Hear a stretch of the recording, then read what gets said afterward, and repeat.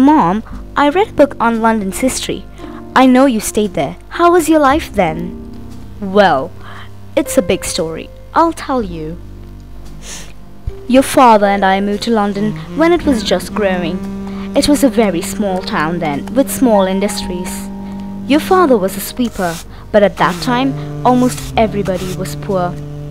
Poverty increased, crime increased, so policemen, philanthropists and employers were worried that they would not have an honest population. I can't believe I'm not allowed to work. But you know the technology has developed. Even then, I don't see the link between technology and women. I don't understand why women should be displaced from work just because technology has developed. We could do other work. Soon, women started working in their homes as tailors or by taking in lodgers. In addition, children were also made to work or steal. Then, rich people started thinking of displacing the poor. The poor are unhygienic and lack sanitation. Yes, you're right. They live in overcrowded areas. This may lead to fire hazards, don't you think? Yes, and I think they might become violent very soon. Go consult the architect Ebenezer Howard to plan an anti-poverty city. Our city should be clean, green and beautiful. The double P's should be absent: pollution and poverty. Have you heard about the news concerning our city? Yes, I have. They're planning to displace us from our own city. They can't do that to us. We've been here for a long time. They won't do it to us. Soon, tenements were constructed where we poor people had to live. And iron monsters called trains were traveling underground. Imagine! Underground! Your father once told me the compartment in which I sat had a lot of smokers. By the time I reached Moorgate, I was nearly dead of asphyxiation and heat.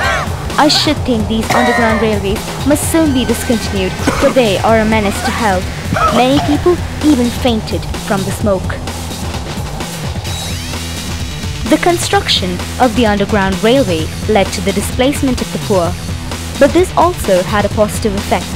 Employees were able to reach their workplace faster. So people had no problems with this, and it eventually became a grand success. Let's drink to a life of money and luxury, shall we? Ah, of course. Soon, public space became the haven of men, while women were restricted to their homes. I have wonderful news. We women can work in offices now, but we can't vote. It's not fair. What about us? We can't vote and we have to work for extra hours. That's not a big deal. We have to work at home and office. I think you're all right. We need to struggle to get what we want. As time passed, we learned to live with our problems. Our lifestyles changed and families became grand consumers. People started leading luxurious lives. We got more holidays, so we were able to enjoy with our families. Now, people started looking out for entertainment programs like dance, the opera. Other forms of entertainment was visiting libraries, art galleries and museums. Any fresh news, my friends? Let's have a drink first. Yesterday, I went to the opera and the singer cracked her voice. I'm serious, it's not funny. I went to a dance show and it was a great flop. Soon, people started going to the seaside for holidays along with their families. The most popular holiday spot was Blackpool. The number of people going there increased from 1 million to 7 million. It's so cold out here. I can't find any outdoor work. We're unemployed for the whole winter. I'm faced with the same dilemma. I'm not qualified enough for office work either. This winter is so horrible. Maybe we should have a riot, march through the city to demand relief from these terrible conditions. So your father set out with a few people on a Sunday in November 1887 to rebel against unemployment and a hard life. But then he met his death when he was shot by a sniper. Imagine my shock, my devastation at finding my husband dead, abandoned by all others. Nobody bothered to tell me about his death.